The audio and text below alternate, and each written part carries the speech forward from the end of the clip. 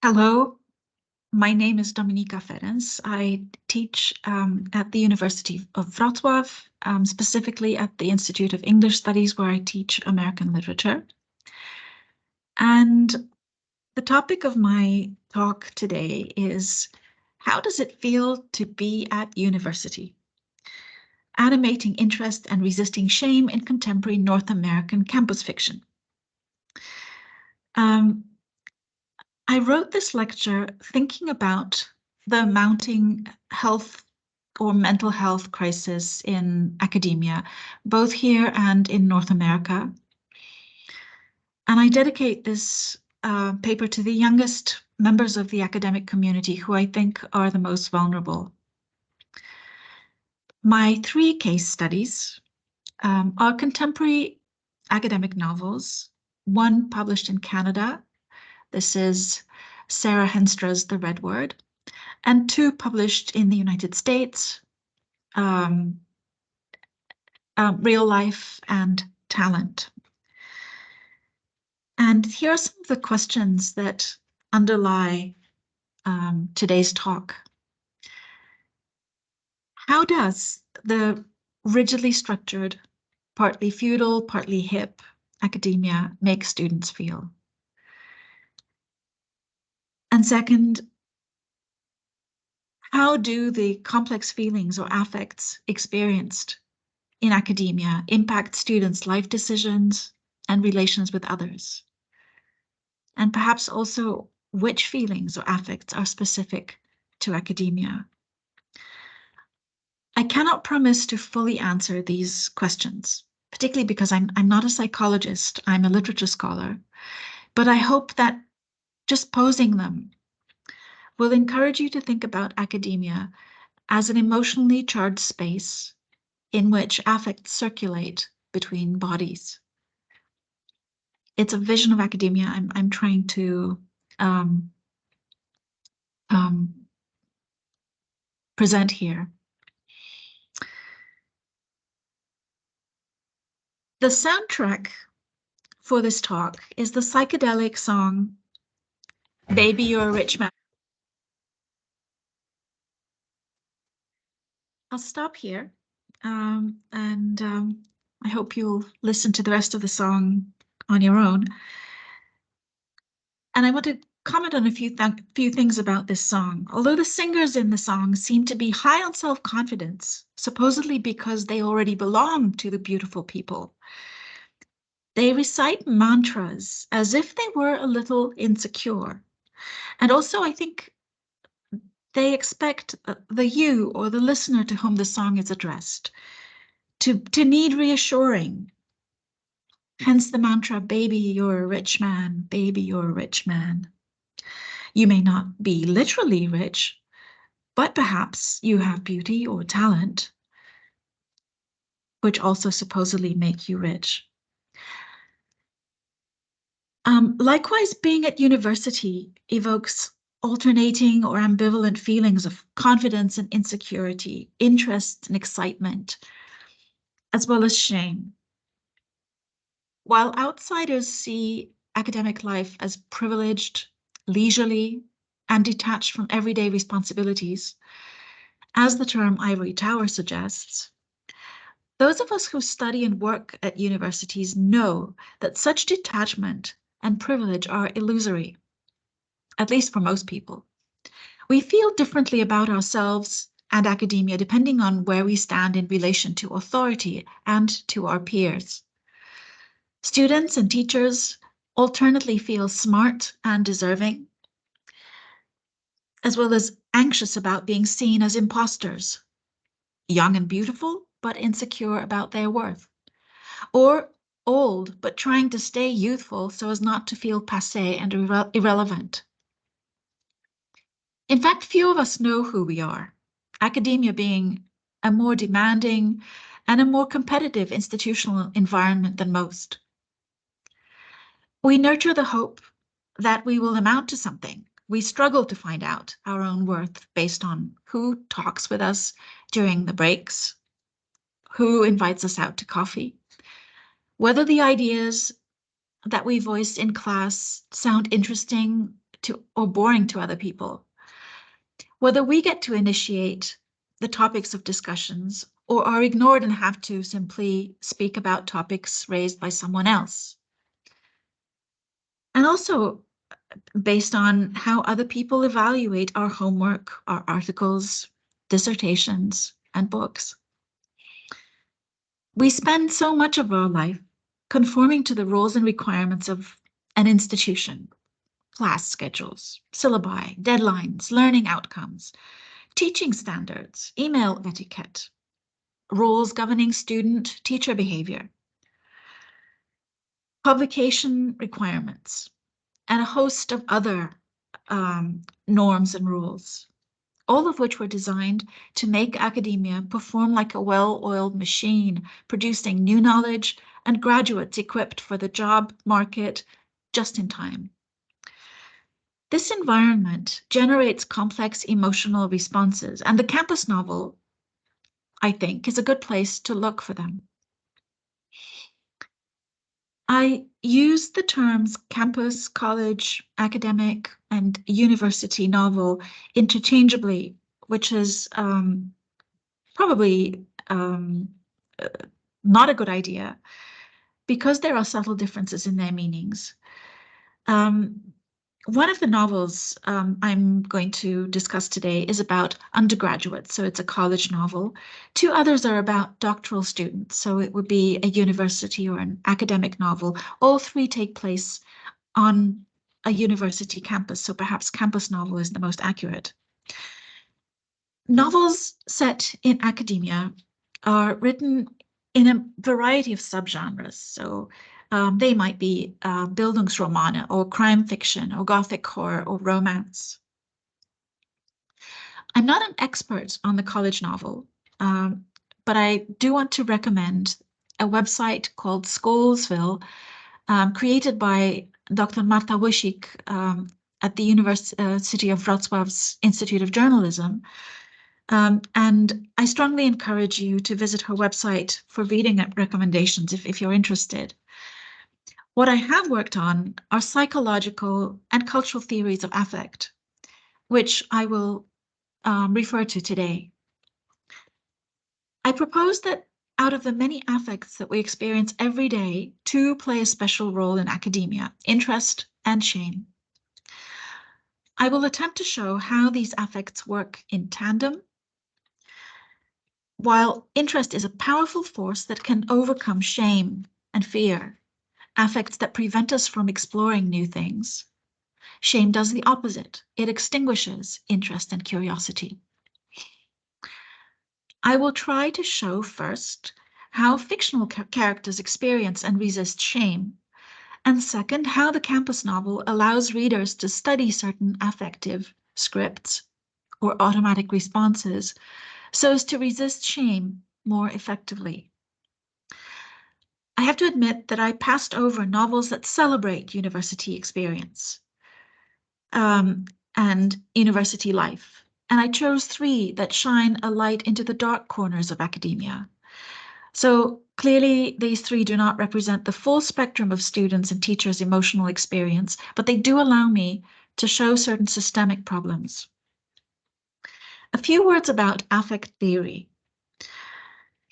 I use the words emotion and feeling as imperfect or colloquial alternatives to the technical term affect, which means a charge of energy that courses through our bodies and between bodies before it is consciously recognized as an emotion and is named. Although we experience affects, emotions, and feelings as private, physiological, and psychological states, they aren't really our own. This is a misconception. Most of them come from the outside of our bodies. Our bodies resonate with things happening in our environment, things that are filtered through our perceptions. So actually, affects are more public than private. And since they are sometimes triggered by unequal power relations, they are also, at least to some extent, political. And I hope what I say from now on helps to illustrate that. Affects, as psychologists generally agree, are innate and preconscious And although we experience them long before we understand what they are and learn their cultural meanings, um, um, so they're innate, and yet they are constantly modified through experience. We more or less consciously modulate or suppress our emotional responses as we get older. Affects are also relational. They begin to evolve in the infant-caregiver relation, and ideally this kind of relation is characterized by mutual interest and enjoyment, as well as the ability to hold one another's interest and gaze. And this affirms both the child's and the caregiver's sense of self. So it's a very affirming relation, or should be. But this blissful state cannot continue uninterrupted. One of the first negative affects that is experienced by the infant, Sylvan Tompkins argues, is shame. A caregiver may evoke shame in an infant simply by looking away or walking away,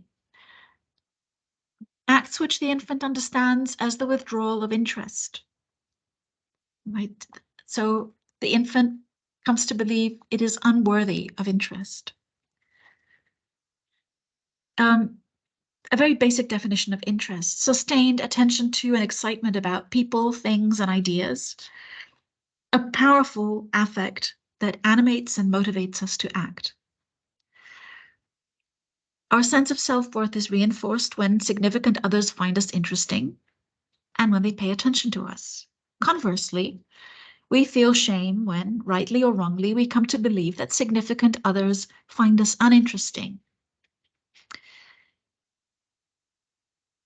Tompkins argued that without this affect, the affect interest, driving the child's cognition, there would be neither intellectual nor social development. But interest is not an intellectual attitude. It is an emotion. 19th century psychologist William James argued that interest enables a selection process that constantly guides perception and attention, keeping the brain from treating all stimuli with equal importance. A contemporary psychologist, Paul J. Sylvia, points out that interest is triggered by novelty and change, and he calls it the curious emotion, which counterbalances the fear of the unknown, motivating us to explore new things. But Sylvia argues, once people understand a thing, it's not interesting anymore. And on the other hand, the new knowledge enables more things to be interesting because focusing on something intensely enables us to see subtle differences. Interest induces us to take risks, overriding fear of the new, as well as the need for attachments to people and places whose familiarity makes us happy. So acting on interest creates tension and suspense. Sociologist Pierre Bourdieu, in turn, theorized interest as the motivation to do something that is profitable to us, either in terms of material gain or symbolic capital. He argued, and you may disagree, that humans never act in a disinterested way, though their investment in a future benefit may actually be camouflaged. The specific affect, shame, is a negative affect triggered by the interruption of interest or enjoyment. This is how Sylvan Tompkins defines it. This affect makes us blush, look down, hang our heads, and turn our backs on other people. It demotivates us. Tompkins argued that while affects like terror and distress hurt us, these are wounds inflicted from the outside, which penetrate the smooth surface of the ego. But shame is felt as an inner torment, a sickness of the soul. The humiliated one feels himself naked, defeated, alienated, lacking in dignity or worth. So Tompkins attributes a very crushing, a powerful role to shame. Narrative fiction is well suited to representing affect because fiction conventionally unfolds as a series of episodes which can be used for representing what Sylvan Tompkins describes as affective scenes. In other words, experiences filed away in our memories in clusters. Such scenes have clear beginnings and endings, and usually involve interactions with others. On the basis of clusters of scenes, we construct scripts, which guide our behavior, and which allow us to form hypotheses about our self-worth, about what we're worth. So let me start by talking about my first example, Sarah Henstra's The Red Word, published in 2018. And here's a bit of a soundtrack just to remind you where we are.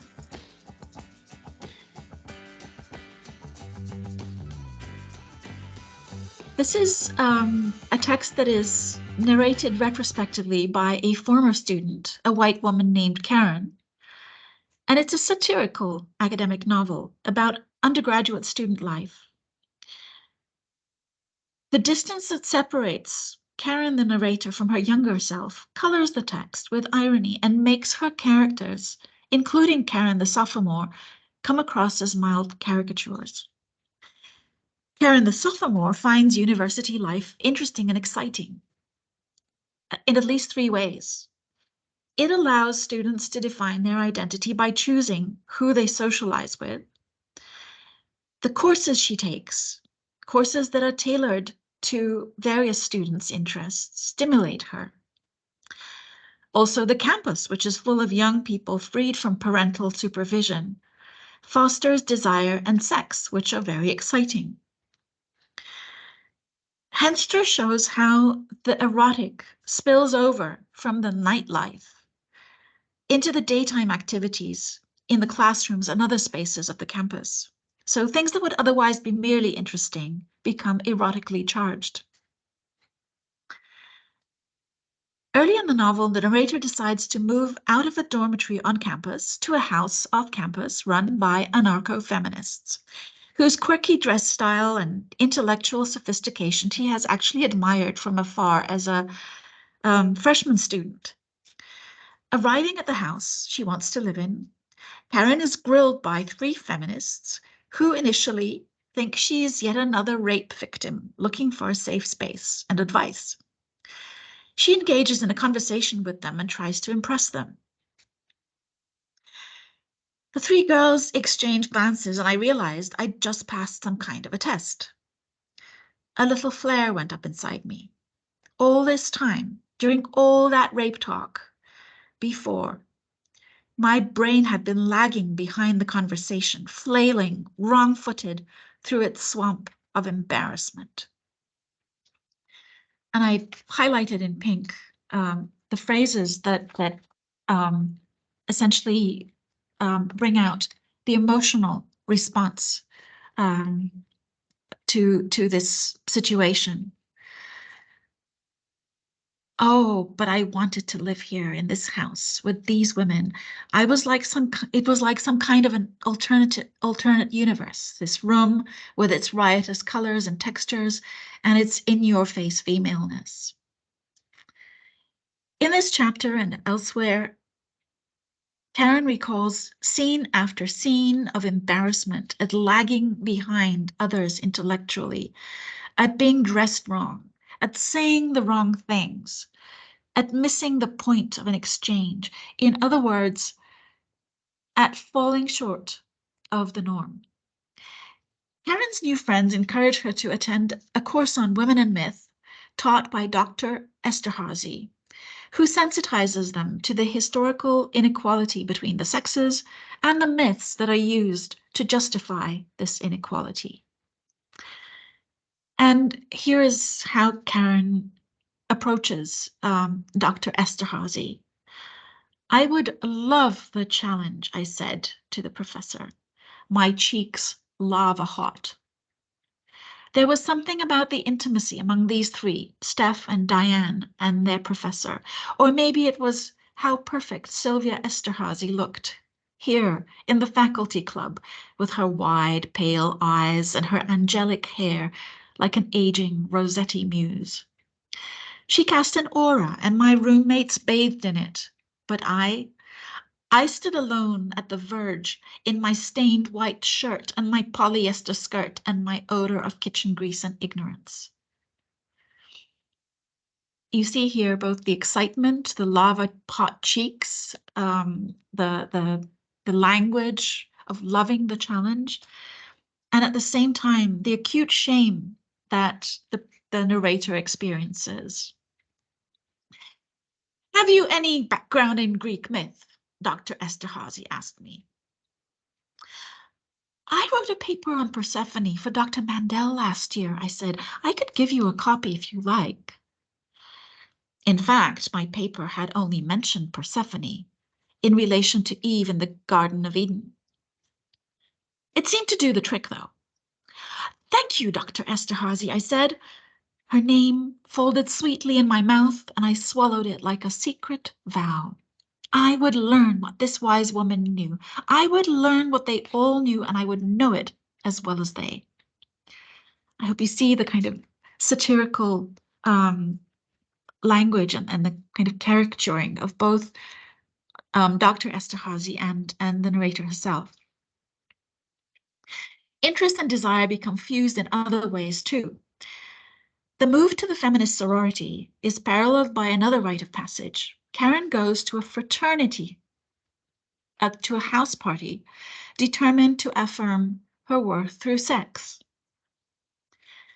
Since Bruce, the student to whom Karen is attracted, is already surrounded by other women, Karen has sex with a classmate named Mike, reputed to be an A+ student. Mike seems naive and a little possessive, but he wins Karen by commenting on her intelligence. His interest in her elevates her sense of self-worth. So she starts spending a lot of her free time at the frat house. Henstra styles the novel as a Greek epic about a war between two rival camps. The fraternity, which functions as a sort of sex club for the male students, and the anarchist sorority set up as a safe space for women to raise their consciousness and protect them from being sexually exploited. Karen moves freely between these two camps throughout the year, fascinated and confused by both, increasingly becoming aware of the contradictions of trying to conform to two very different sets of norms. Unable to see the fraternity culture as misogynist, Karen ignores the testimony of a young woman who was raped at the frat house, and she herself is eventually raped by a member of the fraternity. Evidently a traumatic event. But the women whom she admires, also play dirty. While Karen experiences slut-shaming by both men and women on campus, a mob of young women publicly shames all the fraternity men as rapists. The fraternity members' misogyny and the feminists' compulsion to expose it prove destructive, and an innocent male student dies in an accident. Dr. Esterhazy proves to be a hypocrite, distancing herself from the students who hang on to her every word. And she refuses to take responsibility for the consequences of what she has taught them. Let me quote, Dr. Esterhazy held up a hand, veined, ringed with silver. Oh, let's talk about that. I really do find it best practice not to get involved in student politics. After these traumatic events, Karen drops out of school, and years later we see her alone photoshopping images for a magazine, while secretly creating graphic art that explores her traumas. But the act of telling this story seems to function as a form of resistance. It forces both Karen and the reader to think about the way her sense of being unworthy of interest and lagging behind intellectually made her seek men's and women's attention, regardless of the cost to herself. Now on to my second example, Brandon Taylor's Real Life, published in 2020. And the soundtrack for this section of my paper should be, how does it feel to be at university when you're Black and gay? Real Life is about a doctoral student in a Midwestern city. The plot is limited to a single weekend with a few flashbacks. Wallace, the protagonist, and the focalizer of this third-person narrative, is a gay Black microbiology student from Alabama who breeds and studies new strains of nematodes in a campus lab. Wallace feels alienated on the predominantly white campus, and he feels positively discriminated in his lab. The action of this novel consists of several minor events. Someone contaminates Wallace's culture of nematodes. He sits with his friends at the lakeside on Friday night. He attends a house party. He has sex, and he fries fish on Sunday. It's a very sparse novel, yet rich in psychological observations. Each interaction is reported in minute detail from Wallace's perspective, including his interlocutor's every facial twitch and gesture, his interpretations and the interaction of his interpretations of the interaction and how it makes him feel. Many scenes, although not all, suggest that white people read Wallace primarily through his race, assuming that it defines his character and his potential. Those who claim to have his best interests at heart, his friends, students in the lab, and teachers, act in ways that can be read as callous, patronizing, or openly hostile. At the lab, his intellectual capacity and diligence are questioned. Friends who witness such microaggressions fail to stand up for Wallace because they want to preserve a semblance of group harmony, which really means harmony among whites. Real Life begins with Wallace overpowered by a sense of shame, which builds up over the course of the weekend, making him draw away from his friends and want to drop out of the doctoral program. Here is what goes through Wallace's head at the lab, not necessarily what people actually said about him, but what he thinks they might be saying among themselves. Katie watches him over her shoulder in an act of indifferent surveillance, and it is then that he remembers the other thing. Among Wallace's ruined experiments, immunostaining and immunochemistry, histochemistry, data he'd been tasked with generating because it is the one experiment that Wallace can do better than anyone else in the lab. Like a savant or a trained circus seal, to hear Simone and Katie tell it, a perfect 700 dissections in under 8 minutes, a precise accounting all variables and conditions marked and measured, the microscopy penetrating and clear. Wallace's talent is not for looking exactly so much as it is for waiting. That his gradients are clearer, sharper than even Katie's does not reflect a superiority on his part, he thinks. A greater mind, for example, so much as it demonstrates that Wallace has the time to burn, time for idle stupidity. It takes to sit in front of a scope and wait for hours. Sometimes an entire day passes without him leaving the dark, pausing only to change the slide, look for more germ lines, focus the beam of the laser as he waits for a shape to emerge. So I hope you are seeing that this is a kind of double narrative, right? It's what Wallace thinks is happening. To use Tompkins's vocabulary, Wallace, who has a history of childhood sexual abuse, interprets each event of that long weekend through an affective script pervaded by shame, a script that casts him as unworthy of interest and love. He clings to this script until a confrontation with an equally conflicted white gay man at the end of the novel forces him to reevaluate his script and his relations with other people. Once Wallace and the reader come to understand the script that guides his relations with others, it becomes possible to reread some of his friends' acts and words as innocuous or actually genuinely caring, although other scenes reek of unacknowledged racism.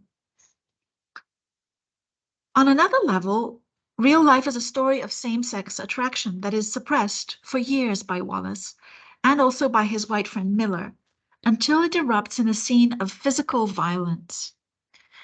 Wallace is openly gay, but he is prevented from acting on his desire by shame, while his friend Miller violently denies his desire and gets into fights with the men he is attracted to. That these star-crossed lovers come to understand what motivates them and awkwardly make love towards the end of the novel is quite unexpected. Freud believed that humans are motivated by the drives, including the sex drive. By contrast, Tompkins saw the affect system as our primary motivational system, more powerful than the drives, only amplifying the drives.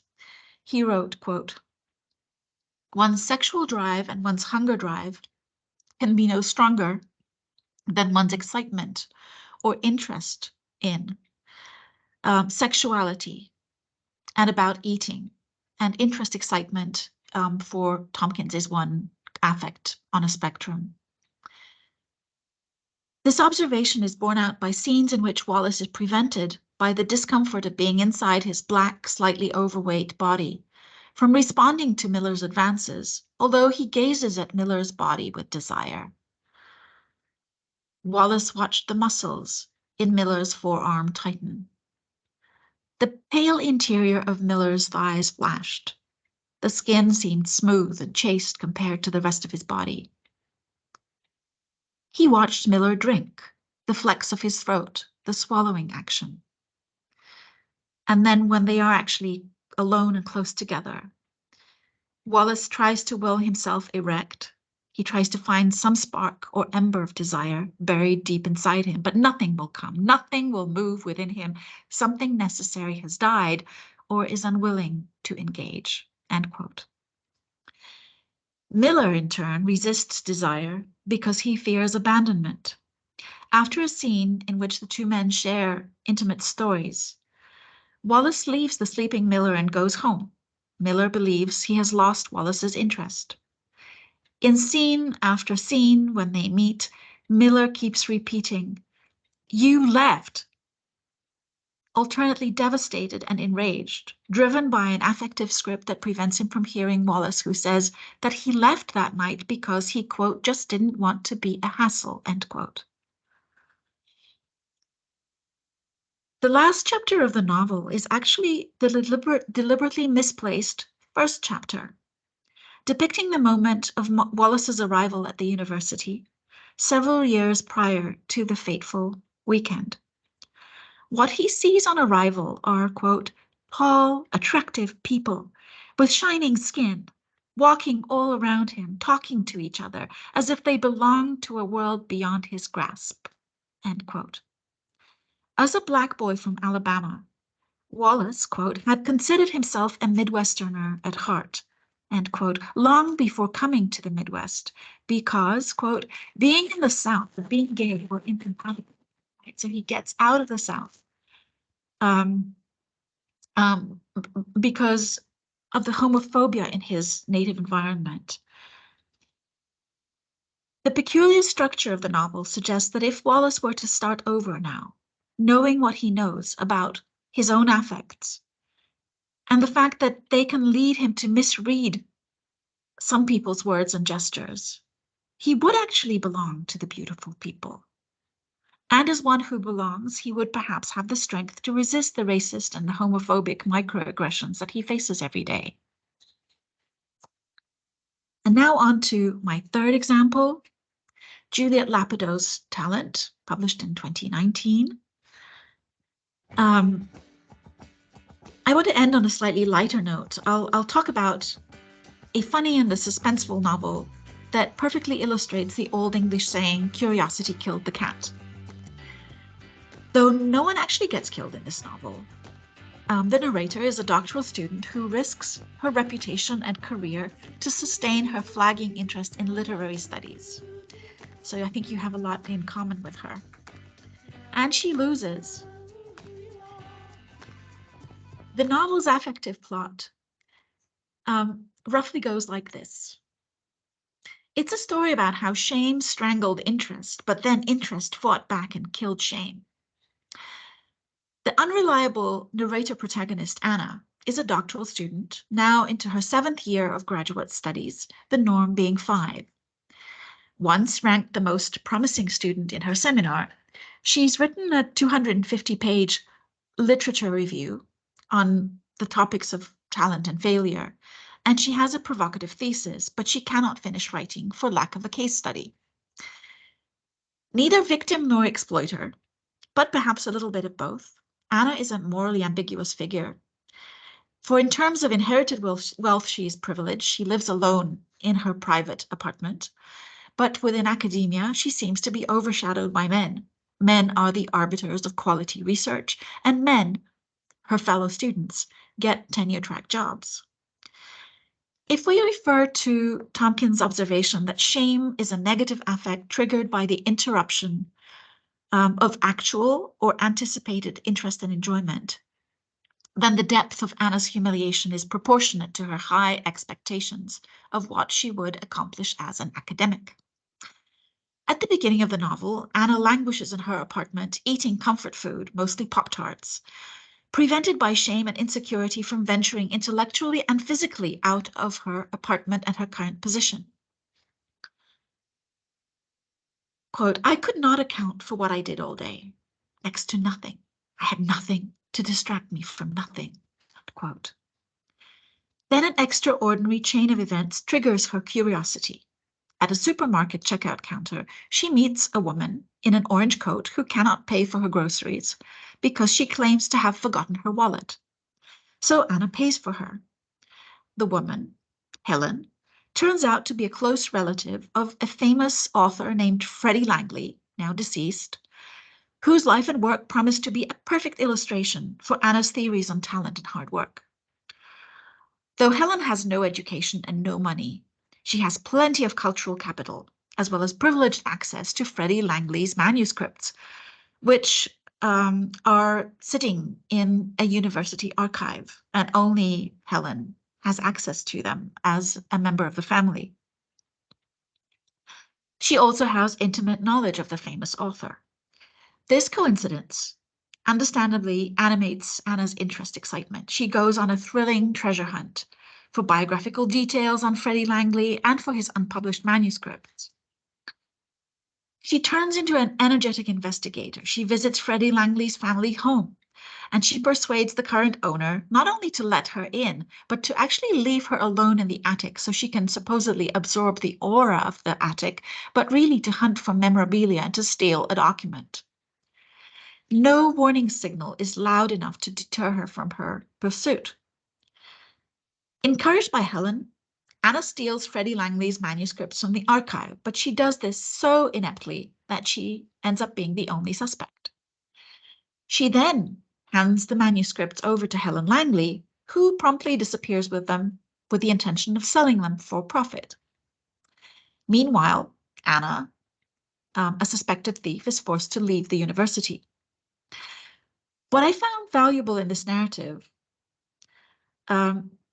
were Juliet Lapidos' observations about how academia makes the narrator feel. Her meetings with Professor Karl Davidoff indicate that he has the power to make her feel small, and he exercises this power freely. Educated, quote, at Williams, Cambridge, and Princeton, he framed his diplomas and mounted them to the wall above his desk. It's a little thin, he says about Anna's dissertation, and she is paralyzed by the prospect of making a decision, even as minor as what to eat for breakfast. Faced with constant competition and evaluation, the narrator describes feeling a debilitating shame. though the narrative, this comic narrative, is actually ambiguous enough to suggest that perhaps her failure might be the result of hypersensitivity to criticism, or that she is, in fact, an imposter who doesn't deserve to be in academia. Anna is also not a nice person. She regains her self-confidence by being snide about other people. She talks with disrespect about having to grade moronic undergraduate student papers, for instance. Embedded in this story of Anna's hiatus as a graduate student is the story of Freddie Langley, who went from being a prolific writer to living off his brother as a lazy has-been, seducing his brother's wife, and then stupidly dying in a car crash. It's no accident that Anna responds with such interest to Langley's story of unfulfilled potential. Anna deduces from Freddie's notebooks that there might be an explanation for his loss of interest in writing. As children, Freddie and his brother Thomas were subjected by their father to a regime of competition not unlike that faced by Anna in academia. And I'm quoting now from Anna's paraphrase of the notebooks. In parenting, Freddie's father expressed his tortured, if practical, theology by drawing a straight line from work to reward, from idleness to punishment. He had a system. Thomas and Freddie had various chores around the house, and for these they were paid cold, hard cash. If they didn't pull enough weeds or wash enough dishes, they'd have to pay their father instead of vice versa. But it was never they who failed. It was always Freddie, not Thomas. Picture this recurring scene. Robert finds Freddie daydreaming in the garden while his older brother sweats. Robert demands Freddie's pocket change, which he then gives ceremoniously to Thomas. Anna gradually begins to understand that Freddie rebelled against his upbringing by becoming a writer despite his father. But paradoxically, he succeeded in his career by following his father's regime of hard work. On achieving fame, Freddie appears to have lost interest in writing and refused to publish another word, once again as an act of resistance to his father. We could say that the central conflict in this novel stems from the clash of two kinds of interest. On the one hand, Anna's and Freddie's, which is supposedly pure because it's driven or it drives them to pursue knowledge or art for its own sake. And on the other hand, Helen's mercenary or vested interest. Helen covets Freddie's notebooks because she wants to make money. Yet, unlike Anna and Freddie, the destitute Helen cannot afford to be disinterested. And at the same time, the novel makes it very difficult for us to believe in the purity of Anna's academic interest, since she is writing a dissertation to secure a lifelong career for herself. And she is very envious of male colleagues who get tenure-track jobs. Sociologist Pierre Bourdieu argued, in fact, that no disinterested act is possible. Quote, like a good tennis player, one positions oneself, not where the ball is, but where it will be. One invests oneself. And one invests oneself not where the profit is, but where it will be. In games where it's necessary to be disinterested in order to succeed, people can undertake, in a spontaneously disinterested manner, actions in accordance with their interests. So I think Lapidos' novel is very useful because it introduces yet another dimension of interest, this vestedness, which for lack of time I won't explore today. I'm now passing on to my conclusion. So how does it feel to be at university? Tompkins found that some of the affective scripts underlying our emotional responses are slow to change. He called them nuclear scripts. But he also speculated that with every new experience, we reevaluate our affective scripts, so that the way we feel about ourselves and our university experience may actually change over time. I believe this This can sometimes happen in response to fictional characters' experiences, not just our own. When engaged in real-life interactions at university, we rarely achieve the distance necessary to think about how we are being affected. By contrast, reading exposes us to a variety of affective experiences, and some fiction allows us to observe affects working as if in slow motion. Together with the protagonists, we're given a chance to reflect on why some people assume they are unworthy of others' interest and how they act based on this assumption. Campus fiction suggests that gender, sexual, and racial hierarchies in academia reinforce scripts involving shame, as does being evaluated and forced to compete with others. We see how shame extinguishes interest and how sometimes interest and enjoyment override shame. This gives us a chance to revise our personal affective scripts and perhaps even develop some resistance to shame. Thank you so much for your attention, and I hope I've given you some food for thought and have motivated you to explore affect studies on your own. Thank you.